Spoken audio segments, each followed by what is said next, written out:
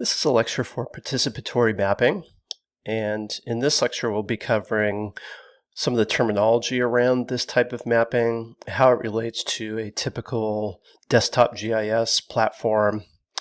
We're going to discuss some of the web technologies around participatory mapping. We're going to talk about the main platform, the primary platform by which participatory mapping happens now, which is called OpenStreetMap or OSM. And we're going to talk about some of the motivations behind OpenStreetMap and how it works, discuss the concept of slippy maps. We're going to talk about the structure of OpenStreetMap and also different ways to edit, and also take a look at a couple case studies of organizations using this data that's produced from OpenStreetMap in a different context outside of OpenStreetMap itself. So the main goal here of this lecture is to understand this world of participatory mapping and also understand its relationship to GIS, to typical desktop geographic information systems. So to get started, let's talk about some of the basic terminology. So one term that's very consistent with participatory mapping is VGI, Volunteer Geographic Information. And this is the type of information that's available to us specifically through OpenStreetMap that is volunteered by individuals. So this isn't necessarily a state-sponsored or a state-sanctioned type of data. This is coming from individuals that participate in a mapping process based on a myriad of motivations.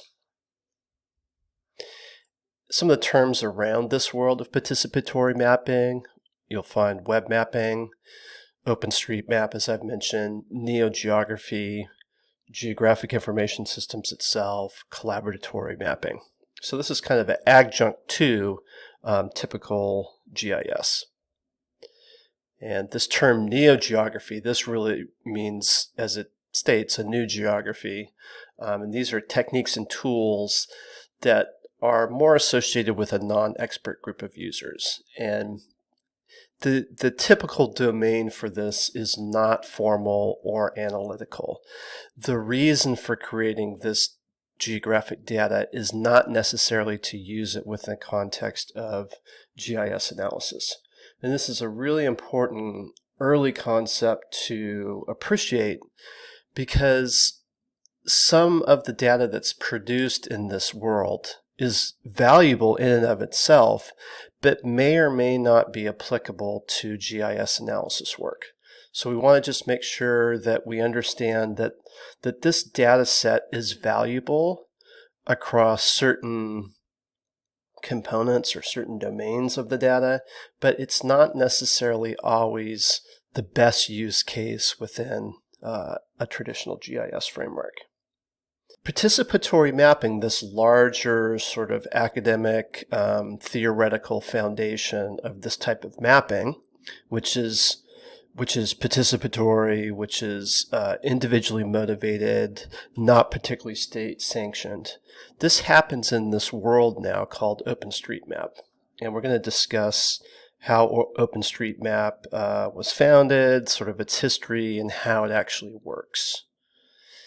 First thing we need to do when we're talking about OpenStreetMap is realize that this is a web-based technology. It would not be happening outside of the web itself. And if we think back on Web 1.0 versus Web 2.0, these are two very different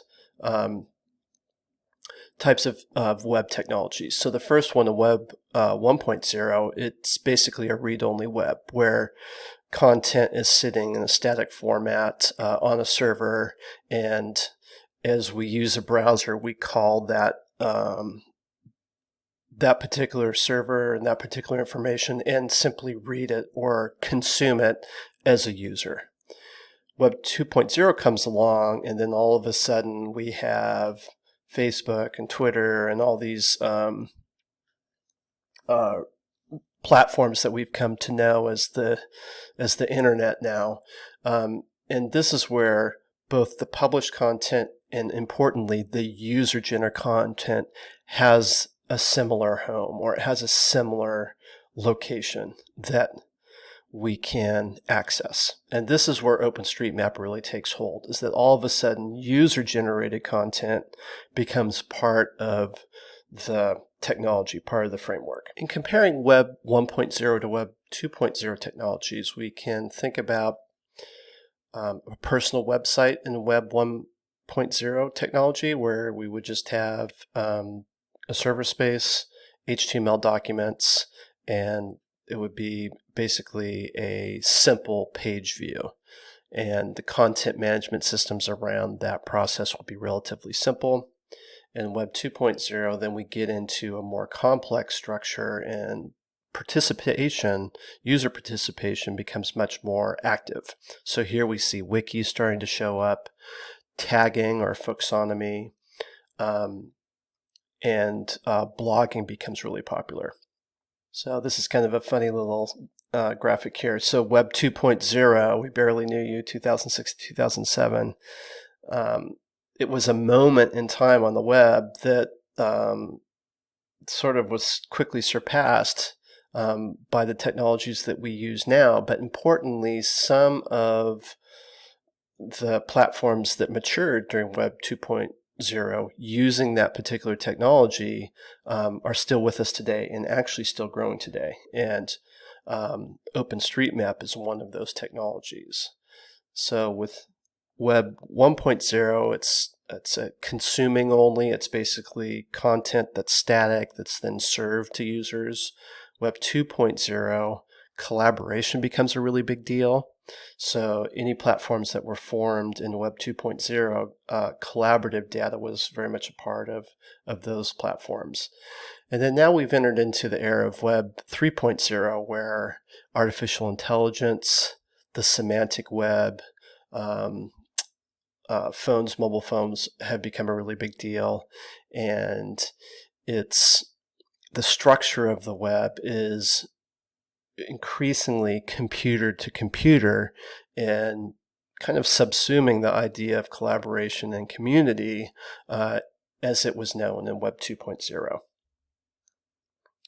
Before we talk about sort of the history of OpenStreetMap and the technologies around OpenStreetMap, let's quickly touch base on kind of what's the whole point of OpenStreetMap, and at its very root level, what's it trying to accomplish?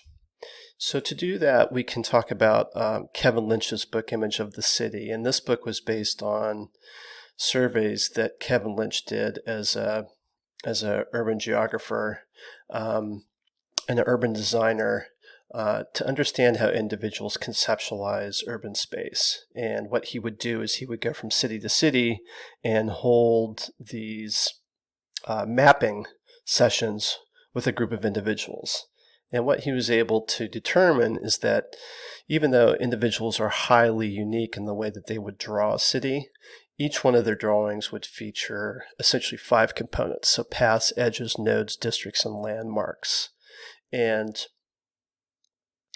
these are elements in the urban space that each individual would quickly identify, and it would be relatively consistent from one person to another person.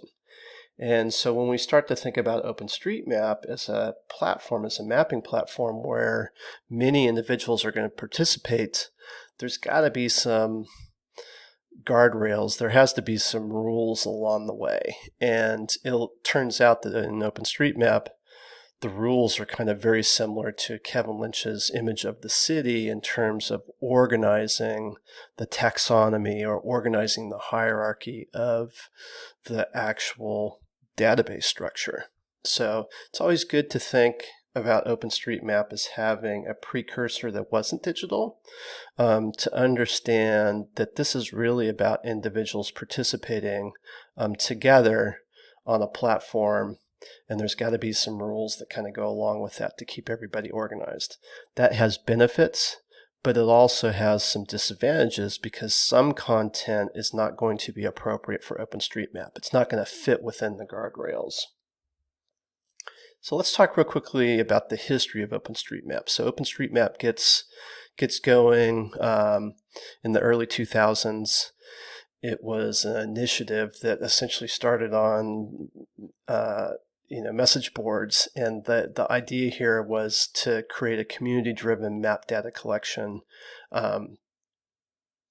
where it would be centralized in some location, but that many individuals could have access to both creating the data but also using the data outside of a strict license.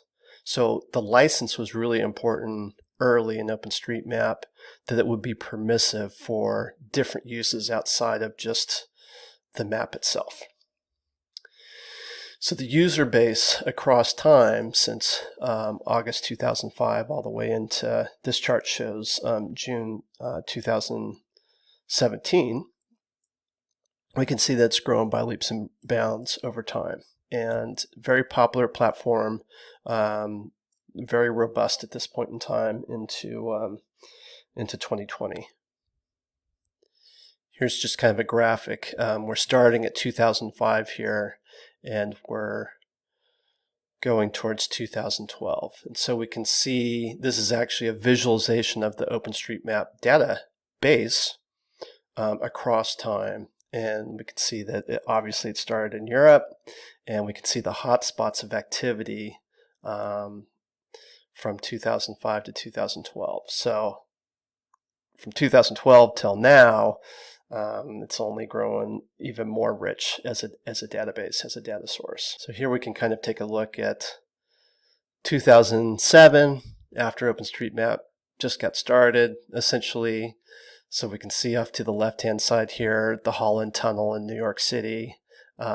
Pretty sparse in terms of data in the system, but by now we can see how rich it is in terms of a data source. There's actually a website here that's called Then and Now. It's hosted on GitHub, that you can see the slider in action, so you can go to any location.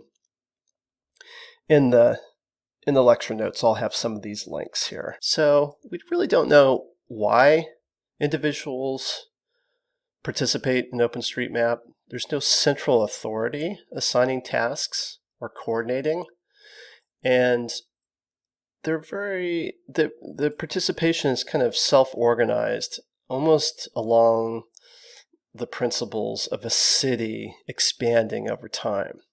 So when there's activity in one location, that activity tends to draw more activity or more interest in that particular space. So urban areas are very well mapped at this point in time, very mature. More remote locations, that's not the case. And there's a lot of opportunities still within the OpenStreetMap world, small scale extent to produce new data. So even though it's a mature mapping platform at this point in time, there's lots of opportunities to participate both in urban space but also in more remote locations. So here's a little slider again of contributions. In this particular comparison, what we're interested in focusing on is the urban coverage here. And one important component of urban space, especially in the last few years, is governmental bodies. So in New York, the city of New York has actually uploaded its parcel data set to OpenStreetMap. So what you see as a building polygon within OpenStreetMap now in many different urban areas is the actual city data set. And this was a really big contribution. It's all kind of a, one day it wasn't there, and then the next day it's actually there, upload of a large data set. And these are different than individuals actually doing the editing process, but it's very valuable because it lends a lot of accuracy to urban spaces, especially dense urban spaces like New York. So just be aware that especially when you're working in urban areas, there's a lot of data that's being produced that is not from an individual at this point in time. And that the accuracy is increased because it's coming from a governmental body. So let's talk about sort of the licensing structure of OpenStreetMap, why we would use OpenStreetMap. and kind of how it relates to a city uploading its data set. So why use OpenStreetMap? So the first issue always is the licensing structure itself. So with OpenStreetMap data, it's open data and it's licensed under the Open Data Common Open Database License. And so you're free to copy, distribute, transmit, and adapt the data as long as you credit OpenStreetMap and its contributors.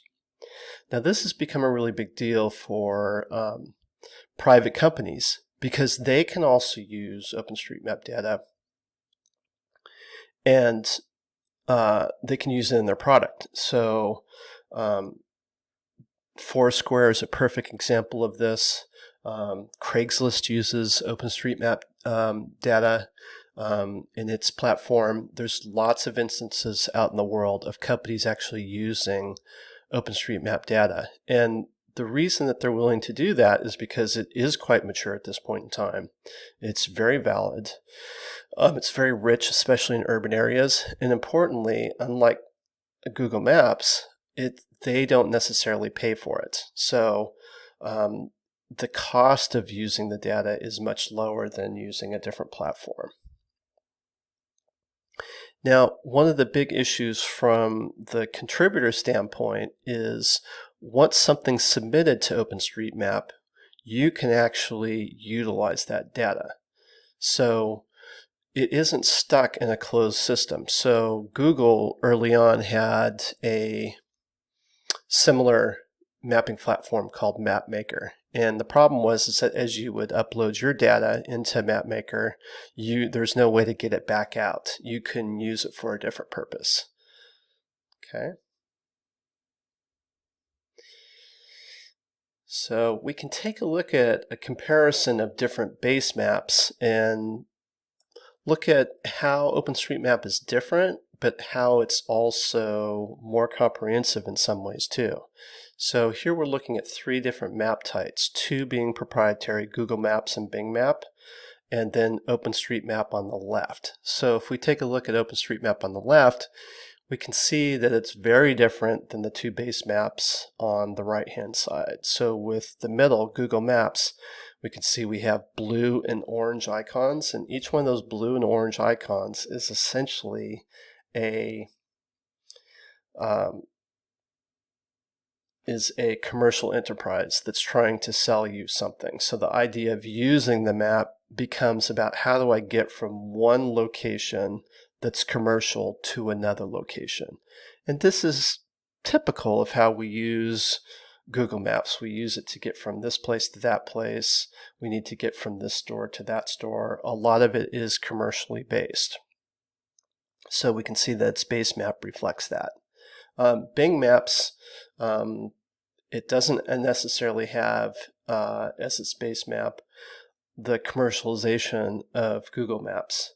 But importantly, if we look at Union Square, we can see both in the Google Maps and the Bing Maps very different in terms of how it treats a public space that's not commercialized. So with OpenStreetMap, we can see that the dog run is actually on the map. There's architecture that's within the park space is much more developed. So we can actually find out where the water's located. We can find where the statues are located.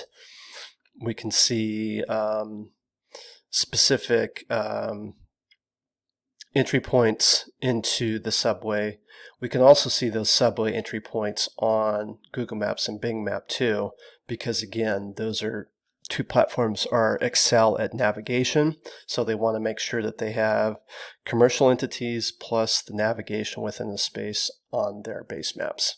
So it's just important to think about what actually ends up being in OpenStreetMap as opposed to the other mapping platforms. And these are just 2. There's many other commercial proprietary data sets that are available beyond Google Maps and Bing Map. So Google Map Maker has now become Google Local Guides, where it's very commercial. Your contribution to this is basically a Yelp for Google Maps. So that's your collaborative experience, is dealing with commercial enterprise, which is very different than the experience of contributing with OpenStreetMap. So let's talk about some of the components here that OpenStreetMap really rests on. So the first one is local knowledge. It emphasizes local knowledge. If you're contributing data, the understanding or the assumption is that you know something about that space. So you're either going to do it through remote imagery, through satellite-based imagery, or you're going to do it by uploading data that you know is valid because of your own personal experience of being able to validate that data. It's also community driven. So the contributors can just be pretty much anybody. You can be a GIS professional or not. You can be a humanitarian organizer that's working on a project, a campaign, or an effort in a disaster-affected area. OpenStreetMap data is very valuable in that context. There's also a user diary component and community blog component to the platform. So it's very rich in terms of its community support, and who actually participates is very diverse. And again, we get back to the issue of open data. So it's free to use for any purpose as long as you credit OpenStreetMap and its contributors. All right, so let's talk a little bit about how this all works. So what we want to do is understand kind of the workflow within OpenStreetMap. So there's 4 big components to it, what's called the tool chain. So we'll learn how to use an editor. This is where we're actually editing the actual database. So we do an edit within the editor. It goes to the database. There's this component of the database called the planet dump, which is the master file of the whole database, which is huge. And then it's rendered in a browser. Okay, so once it actually takes the edit takes place within the database, it can then be rendered out. So here we're going to render it out as tiles. We're going to spend a little time here talking about what a tile is. And then we get to what's called a slippy map. So our experience of all this data is going to be in a slippy map format. So we want to understand how we go from actually making an edit in OpenStreetMap, having that edit take hold within the database, and how does it get rendered back out the other side so that the world at large that's using a browser can experience that particular edit. So the key component here is we want to appreciate the fact that OpenStreetMap data is based on, at least the user experience is based on what's called a tile. And tiles have different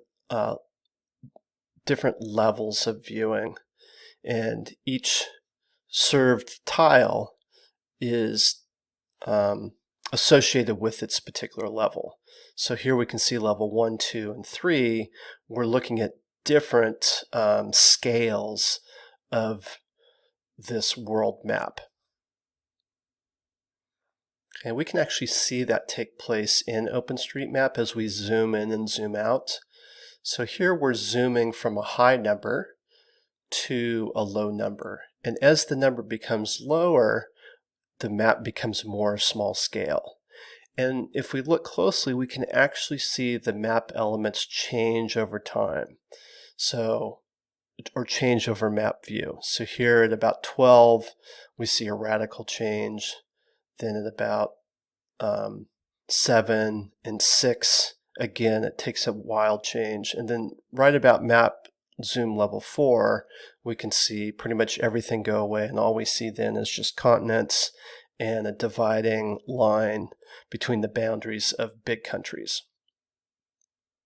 So as the number is larger, that means that we're in a larger scale mapping. As the number becomes smaller, it's a smaller scale mapping. And this is the tiles that are being served out at that particular zoom level. And we can see that based on the zoom levels 0 to 20 within OpenStreetMap, we can see how many tiles cover that particular, well, not that particular area, but the world at large. So if we're at zoom level 0, we're just going to see one tile of the whole world. Whereas if we're at zoom level 3, that's going to give us 64 tiles, and that's about the size of area that represents a large country. Then we get into the 17, 18, 19, and 20, and then we got these huge amount of tiles. And this is where we're looking at buildings, where we can even see trees. This is the largest scale viewing of the data itself. It's not that all those tiles are being served to us at once. It just means that the database at large has that many tiles to represent the world at large based on a zoom level of 17, 18, 19, 20, these real large-scale zooming levels. So we can look at it another way here. So this is in development tools within Google Chrome. If we see the OpenStreetMap base map on the left-hand side, through developer tools, we can actually see the 256 by 256 size image tiles that are being served to us on the right-hand side. So that image, the full image that we see based on the zoom level on the left-hand side, is actually a composite. It's being put together based on these smaller little images. And importantly, they're an image. They're not actually a vector when they're served to us. They're actually a raster-based product when they're served into the browser. When they exist in the database, they're obviously not a raster, but when they get served out, they get rendered out as a little PNG file, a little raster file that's 256 by 256 pixels. So again, going back to this slide, at level 20, that really large number under number of titles is the amount of 256 by 256 little images that cover the full size of the world. And again, we're at this level of zoom level, you're seeing buildings, you're seeing trees, etc. So let's talk about beyond how we actually see the data, how the data is structured. So OpenStreetMap represents these physical features. We just saw it here. If we go back to this slide, we're looking at Lower Manhattan, the right at FDR Drive, right at the tip where the boats dock. So there's the Battery Maritime Building and then Whitehall Terminal there. So this is the ferries going across right at the tip of Manhattan. So right in that location, we can see that we have these little tile images. Behind those tile images, this is what we're going to talk about next. So here, we're using a tag structure. So all those features that we just saw, the ferry, the road, the blue for the water, those actually have a tagging structure behind them. And this is based on the concept of nodes, ways, and relations, which we're going to talk about in just a second. So each one of these components now also has a little tag, or kind of a mini attribute table that goes along with it that describes that particular entity, that geographic feature. So there's three main components, so the node, the way, and the relation. With nodes, these are just simple points that are in the map. These are latitude and longitude points, and these are typically known as points of interest. So points of interest can be a water fountain, they can be a store, they can be a particular building, they can be a statue. They're kind of discrete elements in a landscape. They're similar to Kevin Lynch's taxonomy. They're the landmarks, or the actual points in a space that for some reason are important. Now a way is similar to a roadway or a walkway. It's linear in nature. So this is an ordered interconnection of these points. And then we can also close one, and that'll give us a polygon. Okay, so a closed way is also a polygon. Now the third component is a little bit more complex. This is called a relation. And with relations, there's some type of relation that needs to be maintained across all the elements. And the elements are composed of nodes, but they can be both ways and nodes. So we'll look at a couple examples here in just a second. So for the node, let's look at a classic example, which is just simply looking at a water fountain. So if we look over here up to the left-hand side, there's a little orange circle at the John Doolery Square. There's a water fountain right there. And we can see that it was created by somebody called Cham Family over 2 years ago. We can see that it has a latitude and longitude description. And importantly, it has a tag structure. And the tag structure is its type, which is amenity, and then a description of that type, which is drinking water. So this is the node. This is pretty simple. The second one is a way. So here's the Brooklyn Bridge. We can see the orange line coming across. If you look closely, there's actually an orange line there. And this was edited over a year ago. And I'm not sure how to say that person's name, or if it is even a person. And the tagging structure here is much more complex. Okay, so within the tagging structure here, we can see a speed, its name, what it's made of, which is asphalt in this case. It's a highway.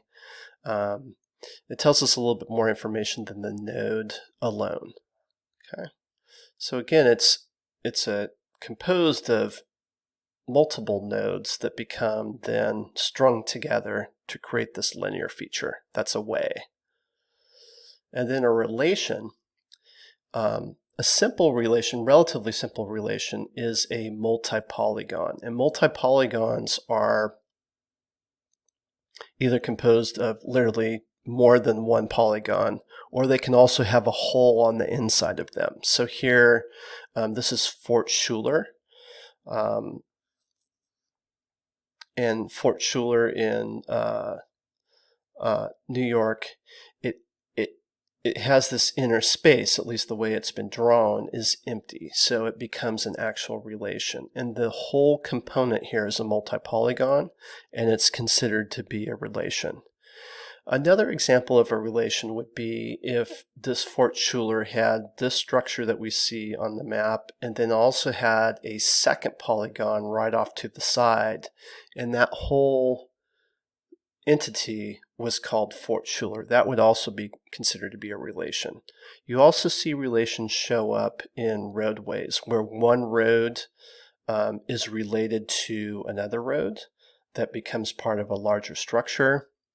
Amusement parks are another example of relations, typical relations, where you have many parts that make up the entity. So as we're developing the geometry, the points, lines, and polygons that give us the nodes, the ways, and the relations, we want to be cognizant of what's happening in addition. So this is the tagging structure. So as we're doing the edits, we produce the geometry, and then we tell OpenStreetMap what the geometry is, what its purpose is, what its naming is. So in this case, the first example on the left-hand side here is we can see a polyline. This is a highway. It's a primary highway, and its name is I-66. Okay, then we come over to the right-hand side, and we can see a polygon that's in a sort of pink color. Building, yes, it's a building. Its address is 123 Main Street, and its city is somewhere. So there it has 3 attribute components in its tag structure as opposed to 2. And then at the bottom here, the point, we can see that it has 2 tagging entities. It's an amenity, that's a hospital, and its particular name is Sacred Heart. So your tagging structure can be very simple, where you just simply say, yes, it's a building. I don't know anything else about this particular item, but I know that it's a building. And that would be perfectly fine to just stop right there. But if you do have a lot of information or have more information about a particular feature, certainly adding that in is a good idea as long as you know that that information is valid. So the key here is that we want to always make sure that there's at least one tag that's telling OpenStreetMap what this entity is, but it's not a requirement of edits that it be exhaustive in terms of its tagging attribute structure.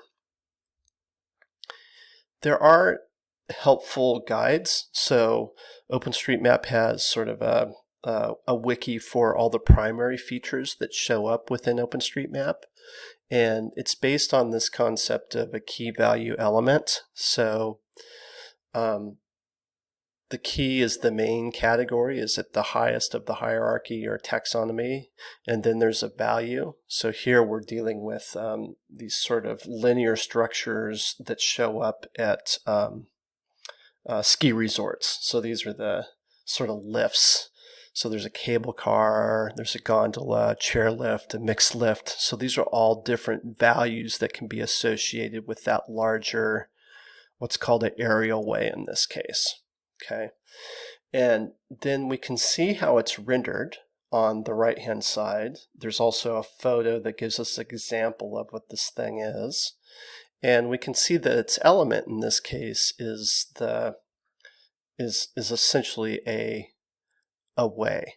It's 3 points combined to create at least in the icon, 3 points combined to make sort of a linear feature icon. So its element is a way. There's several really interesting ways to see OpenStreetMap in development, to see other individuals actually editing the database. And one of the great ones is called Show Me the Way, which I'll have as a link in the lecture notes. So you can open up Show Me the Way, and you can actually see individuals editing.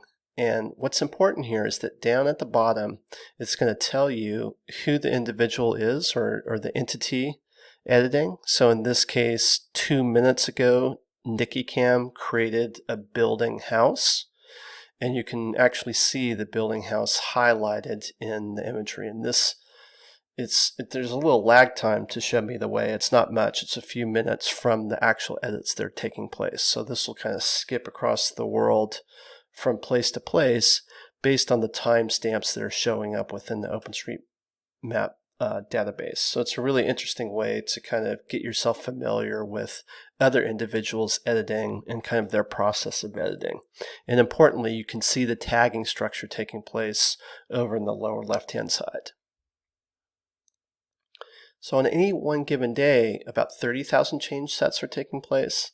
So this is the feature or the geometry plus the tagging structure. And this includes additions, modifications, and deletions. So sometimes features are being deleted out or being replaced. Features are being modified in terms of their tagging structure. Maybe more information is being added, or old information is being replaced by new information. Those are all considered to be edits within or change sets, what are called change sets within OpenStreetMap. Now, for validation, this is one of the limits or one of the caveats of OpenStreetMap, is that the data is only as good as the individual's quote precision in contributing to OpenStreetMap as a database. So some of the edits are going to be bad edits, and some of them are going to be really good and precise and be accurate. And the bad edits, how do we purge those from the system? So one of the ways is through a quality assurance program.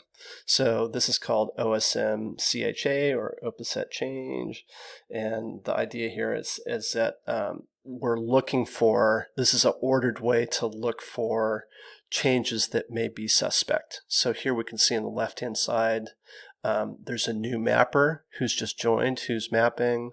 There's a possible import that may or may not be a good import. Remember, I talked earlier about municipalities or agencies contributing an import, like New York City. That's considered to be a valid and good import.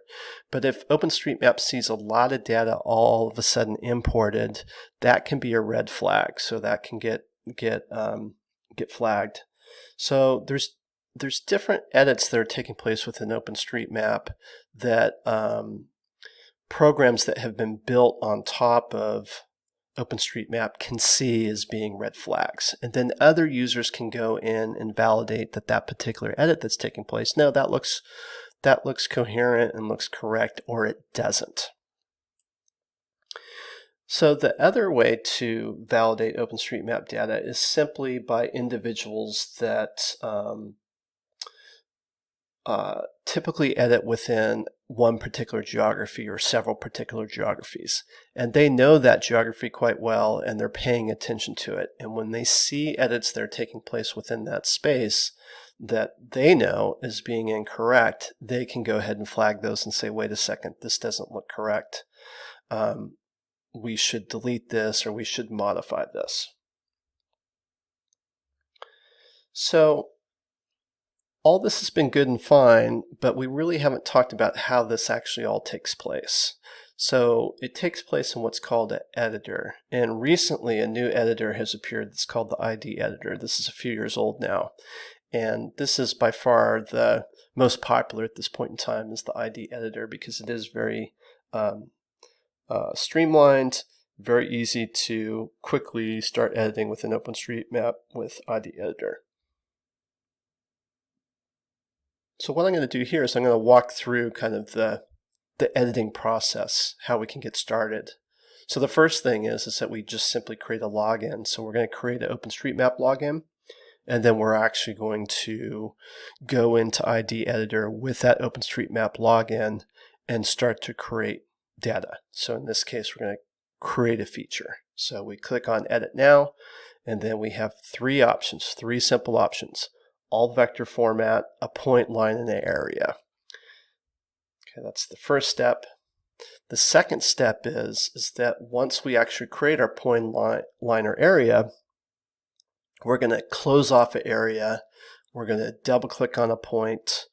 We're going to double click at the end of a line, and that brings up then the feature type dialog. And this is where we set the key equals value. So in this case, we're going to say that point, you are now this thing. Okay, so in this case, you could be many different things. You could be just a simple point. You can be a natural feature. You can be a park, a hospital ground, on and on. And the options are pretty extensive. And we're going to tell it what it is based on the interface. So if we go back to this screen here, so we've picked, in this case, Leisure Park. So the point that we just made, we would have chosen the third icon down, which is Park. That gives us the structure, then the tagging structure of Leisure equals Park. Then we go ahead and save that, and we add a comment. This is really critical, is the change set comment, because the change set comment helps us understand what we've edited, but it also helps other users understand the intent of the edit. And the change set can be really helpful to understand what's actually taking place within OpenStreetMap. So it's really important on the change set comment that it be short, to the point, and descriptive of what actually was done. This is not the place to actually have a blog entry or have a diary about the particular feature. It's just simply to say what was actually done. So in this case, we add park point, or added park point. So another change set comment for, say, you're working on roadways might be updating current roads, updating addresses for buildings. You're just going to say exactly what it is that you're doing at that point in time for that particular feature. Now, it's important to also state that when you're doing editing process, if you know that you're going to be doing more than just one single edit, a good practice is to do similar edits. So say that you're working on buildings in a particular geography, you do all the building edits and then you summarize a series of building edits based on a change set comment. So they all go up at one as a group and they all are tagged to one particular change set comment. That simplifies the editing process and makes for less edits taking place within OpenStreetMap, which in many cases can be beneficial. So that's all to say that you just want to be really cognizant about the way that you're actually making your commenting within OpenStreetMap editing. So once we upload all this, we'll have an upload button. You can actually have someone review your edits, so you can click on the box and say, yeah, I would like to actually have somebody take a look at my edits, make sure that they're correct. You can do that or not. And then the change set, it actually gives us a number. So we can see in this case, the number is 762-46676. Added a park point. That's the change set comment. And then we can see that the imagery that was used as the base map was Bing aerial imagery. It was created in a certain edition of ID Editor, and the change set count was just one feature, just one thing. Okay, then it actually is uploaded to OpenStreetMap, and usually it'll take effect in a few minutes. Let's talk about two use cases of organizations using OpenStreetMap data once it's actually produced outside of OpenStreetMap. So this is a really interesting project called Cartographers of North Korea. And this is one of the great examples of using OpenStreetMap in a country that is kind of sequestered from the rest of the world, very secretive. Locations are relatively hard to understand because it's a closed society in a lot of ways. But OpenStreetMap is able to get around that simply because the imagery that's available as the base map within OpenStreetMap allows individuals to contribute a lot of data to OpenStreetMap. So this particular project is looking at all these cartographers within North Korea that are doing this work. And interestingly, within OpenStreetMap, we have a relatively robust base map for the country itself that just wouldn't have existed without OpenStreetMap.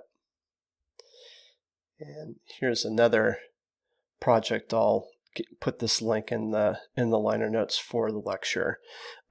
Mapping refugees with open data. This was at a conference in 2019.